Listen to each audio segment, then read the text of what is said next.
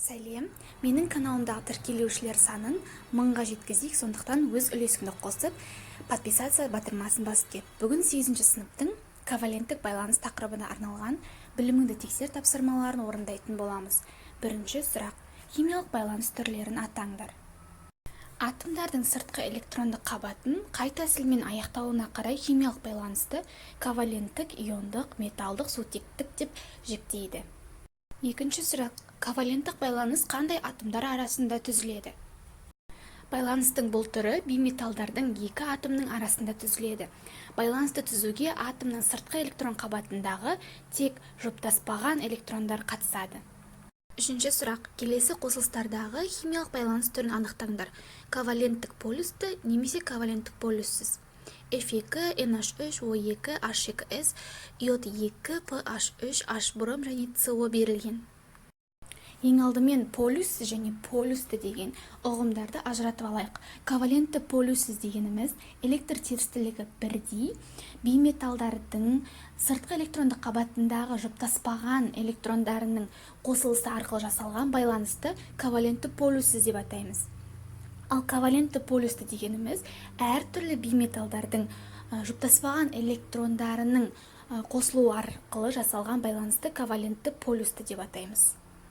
Келтірілген мысалдардың ішінде ковалентті полюссізге F2, O2 және де иод 2 жатады. Ал ковалентті полюстілердің қатарына NH3, H2S, PH3, H бром және CO жатады.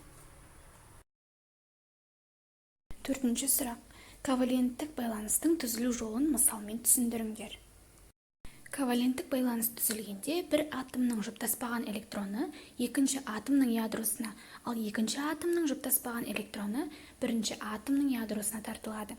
Нәтижесінде электрон бұлттары өзара бүркесіп, әр атомға ортақ электрон жұбы түзіледі. Коваленттік байланыс атомдардың сыртқы электрон қабатындағы жұптаспаған электрондарының ортақ жұбы арқылы түзілетін байланыс. Байланыстың түзілуін сутек молекуласының мысалында қарастырайық.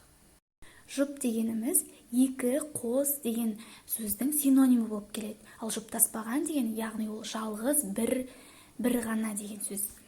Сіздерде көрсетілген алғашқы суретте бір электроны бар сутек, екінші бір электроны бар сутекпен қосылып, жұптасып, яғни екі электроны пайда болды оның арасында, жұптасып, сутек молекуласын түзеді.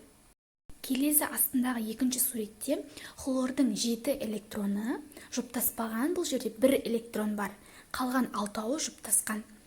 Яғни 7 электроны бар бір хлор, 7 электроны бар екінші хлормен әрекеттесіп, оның жұптаспаған электрондары бір-бірімен жұптасып, хлор молекуласының түзілу реакциясын сіздерге көрсетіп тұр. Жұптасу деген, яғни барлық электрондары түгел қос-қостан деген сөз. Бесінші сұрақ: мына молекулалардағы химиялық байланыс қай электрон қабатындағы электрондар арқылы жүзеге асады? Оттек, азот, фтор. Ең алдымен периодтық жүйеге қарайтын болсақ, азот та, оттек те, фтор да барлығы П элементтеріне жатады. Егер де біз олардың электрондық формулаларын жазып шығатын болсақ, азоттың электрондық формуласы 1s2, 2s2, 2p3-ге тең. Ал оттектің электрондық формуласы 1s2, 2s2, 2p4-ге тең. Ал фтордың электрондық формуласы 1s2, 2s2, 2p5-ге тең. Азоттың сыртқы электрондық қабатында 5, оттектің сыртқы электрондық қабатында 6, фтордың сыртқы электрондық қабатында 7 электрон бар екенін біз білеміз. Яғни, байланыс түзетін электрон қабаты ол П электрон қабаты болып табылады. 6-шы сұрақта сәйкестендіруіміз қажет. Сіздерге мен полюсті және полюссізді қалай ажырату керек екенін түсіндірдім. Соған сүйене отырып, коваленттік полюссіз бізде O2, N2, F2 болады. Ал коваленттік полюсті H2S, P хлор 3, CO2 және де NO2 болады.